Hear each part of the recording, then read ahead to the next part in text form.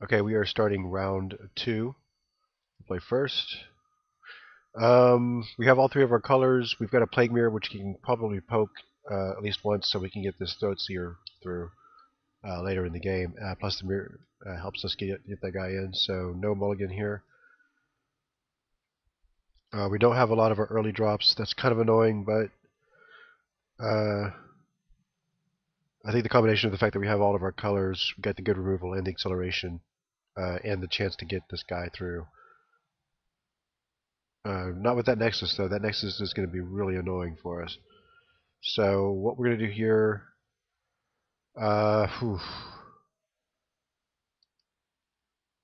we could go Plague Stinger here. Just because it's harder for him to block next turn if he does decide to cast something. And if he just has to hold up 2 mana for a long time, chances are might even be inclined just to dismember this once he uses it and still cast Plague Mirror. Let's see what we get here. Huh.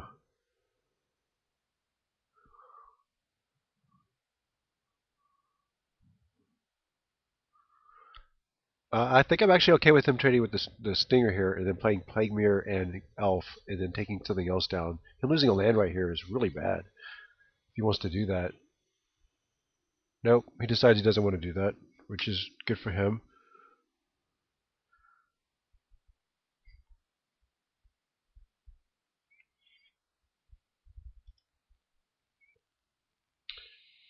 We'll play the Forest, play the Plague Mirror,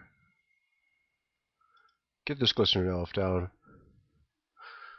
So we've got a nice formidable army here.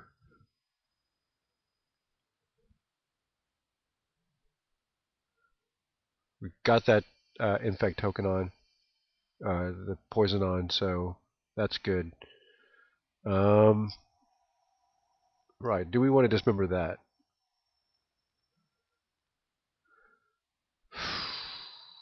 No, I think we just go ahead and just still take the Plague Stinger down and use that.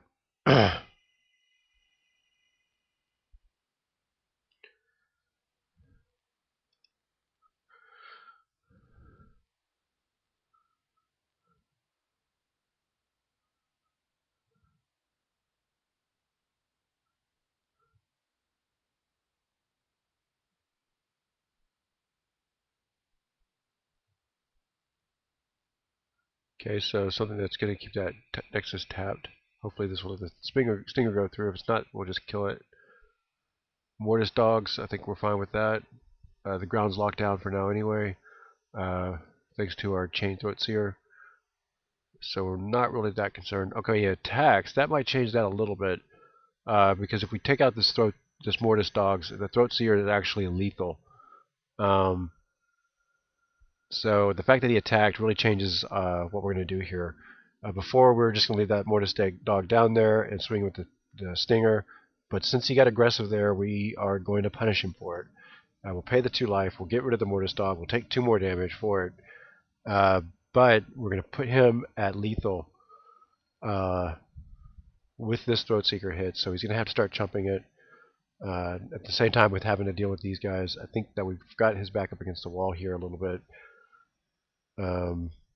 Although if we, well, dang it, if we swing with this Plague Mirror to get him down to lethal with the Throat, we can't cast the Throat Singer. So maybe that was a little bit premature there, but that's okay. We're going to go ahead and swing here anyway. Still putting him in kind of a bad spot, but I don't think it was really necessary to kill that Mortis Dogs. Although better to kill it when it's cheap, relatively. We weren't going to be able to cast it for less than 2 life at any time, really. It was kind of put in check by the Throat Seeker, but we really don't want to endanger the Throat Seeker at all, because that is going to be a major route to victory for us. So, a bit aggressive on the Dismember, but I think that was definitely the spot for it. Another 5-drop. Strandwalker. It's a little annoying, but they're not enough to kill the Throat by himself. So the question is we're going to send in with everything, or we're just going to send in with the throat? I think now we have to definitely send in with everything. We have enough mana afterwards to drop the spine biter, so we can swing him with a mirror. If he kills one of our infect guys, but we kill one of his blockers, the infect guy is actually going to do a little bit of good by knocking the Strandwalker down. And he's got to block the Throat Seeker here with the replica. So, yeah, we lose a guy, a Stinger, which is a really strong guy for us. But, Spinebiter, you know?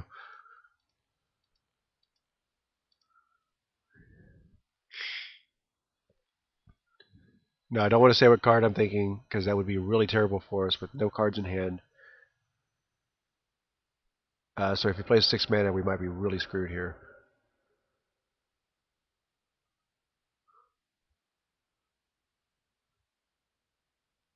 Alright, so he didn't have it. We played pretty aggressively. Let's see what we'd have drawn. Forest, forest. So not a lot of gas to back it up, but we see why we splashed for that Chain Throat Seeker. It is a super, really nice to be able to use that as just a huge threat that has to be chump blocked. It just tears things up and threatens to completely end the game for you, for your opponent. Okay. So let's see, we got the Glistener Elf, Plague Mirror, back it up with a Flare Husk on turn 3 if need be, or cast the Trigon Corrupted on turn 3, Corruption. I like this hand. I think we definitely keep it. Gets us this Glistener Elf aggression. Our opponent discards down to 6. Now all the 1/1/1/1 counters are -1 counters and charge counters. That goes good with a bit of a proliferate that we have in our deck. Okay, so another Glistener Elf. I'm not sure even what to do on this situation, whether it's better to go Plague Mirror or if it's better to go Husk, Glistener Elf next turn. Probably go ahead and go Plague Mirror. That way we have the option to... we still get the same number of Infect on the board, but we have the option to use it for mana for the Trigon, which we probably almost certainly want to do. So yeah, the upshot of that is that we're going to play out the Plague Mirror this turn, just to make good use of all of our mana.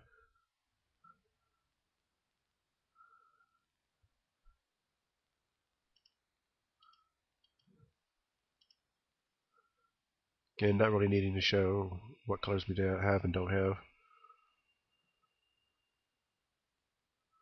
Virulent Wound, okay. Not the total end of the world.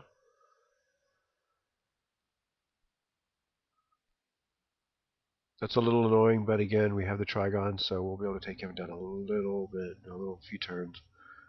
So I'm not that worried about that. Oh, we got the Tangler Elf. Not that great here.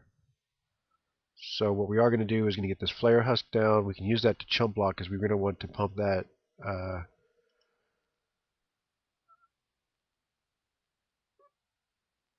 onto one of the infect creatures at some point soon. So that might go ahead and just be a good chump blocker for this swine. Maybe not this turn. We'll see what he plays the turn after this. Attack, if he does attack here. No attacks. Okay, so going to give us time to set up our Trigon here. Okay, this is going to be the first swamp that we need for regenerating tokens on the Trigon. But getting this initial cost down is the real danger with this. We've got a nice stalled board situation where these -1/-1 counters are going to come in handy, especially if we can wipe this swine off the face of the map. And chances are by the time we actually start to need generating these again, we'll have this double black and it'll be available to us. Okay, so he gets his third color.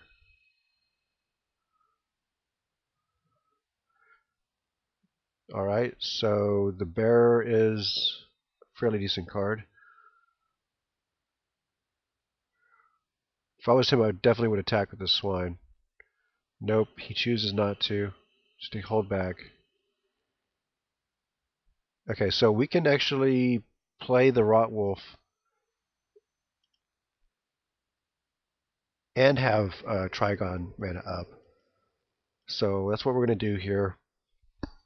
It's going to put our opponent in a really bad situation because the Rotwolf will basically trade with the Sisbearer, make it useless.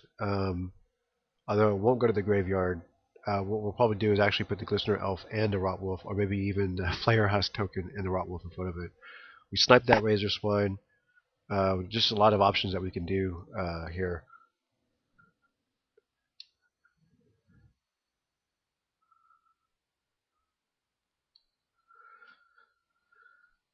The Rotwolf is really good if it trades, just because it replaces itself with a card. Okay, so he ditches the swine to get rid of the wolf. I'm okay with that. Uses up 2 really solid creature cards. I don't have to use the corruption token on the Sisbearer, so he's not going to attack here. We're going to go ahead and knock this Sisbearer down 1.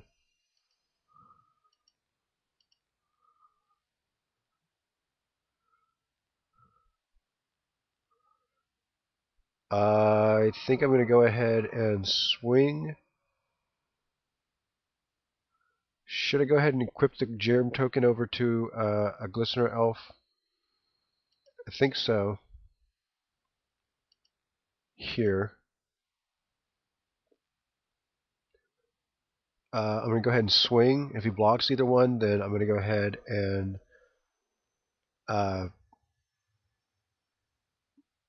use the Trigon to finish it off without actually having to lose. Okay. Any power or toughness from our guy here. He takes 1 more pump damage. And we'll go ahead and play the swamp here. Yeah, you still have to tap to use that. But that's okay. We got our double swamps now. Next turn we'll be able to play our Tangle Anger down and either use the Trigon or pump okay, a Walker. It's a little annoying, but so we can just hold off our attack here. Or can we actually attack with this Glistener Elf and force him to use this Walker for no real good effect, which is what we're going to do here. So we'll attack with this Glistener Elf. So that +1/+1 is really coming in handy with this Trigon. And then addition to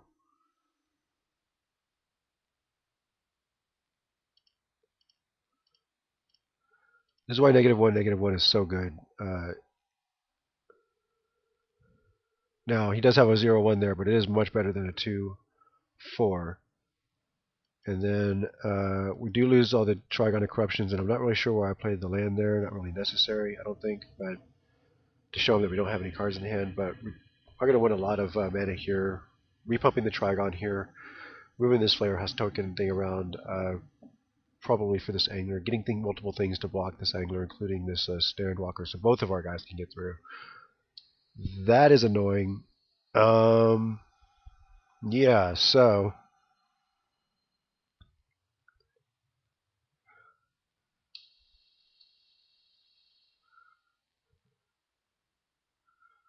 let's see here. We're at 18 life, so we're not really worried about the offensive damage that thing can do. I'm more worried about just losing stuff to it when I don't really have to. So,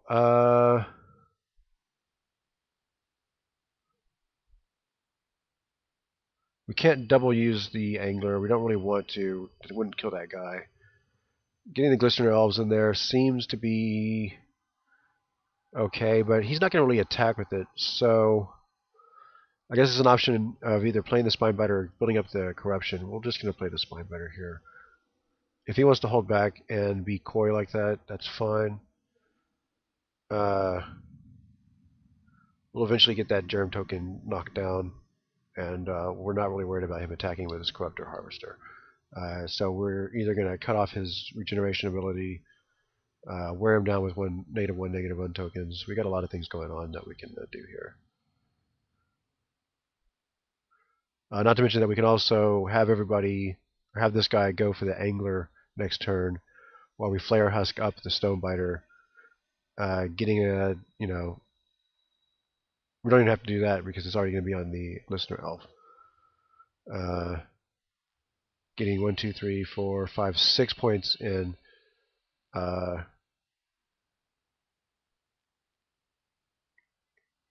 Making it so this guy's lethal, combination of the angler wouldn't survive, but we definitely, okay, the Blinkmouth Nexus is actually really strong here. He can't quite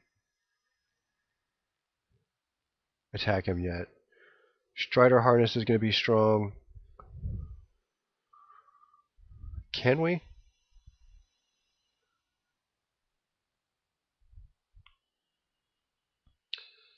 Get 1, 2, 3 guys on the angler.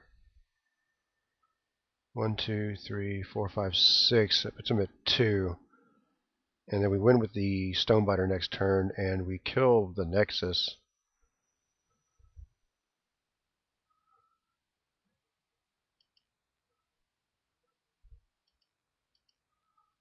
I think we do that. We put everything on the angler this turn.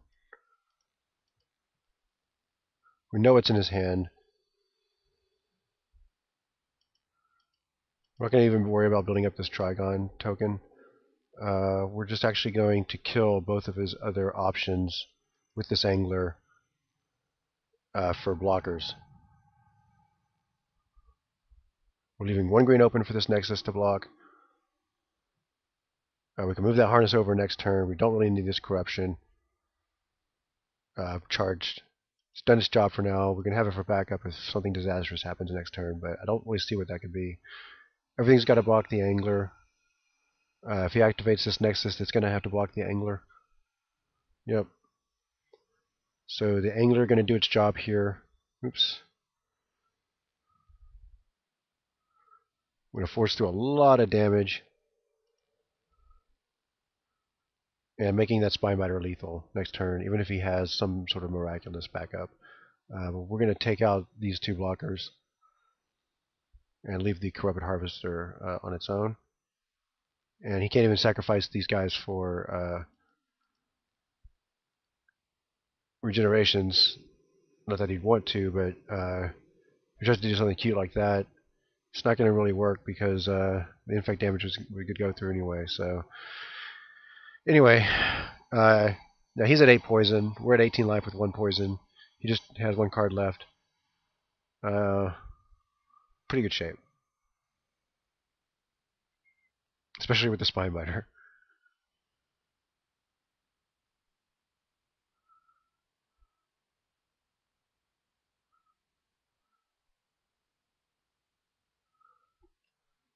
So the Tangle guy, really demonstrating why he's so strong with Infect, because you can just force through that one little thing.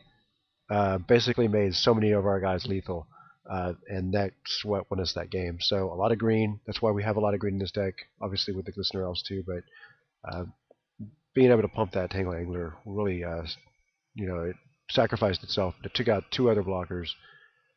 Even if something happened to one of our guys, the other 2 guys would still be lethal. You have to, I don't know what he could have there. So anyway, we'll see you in the final round.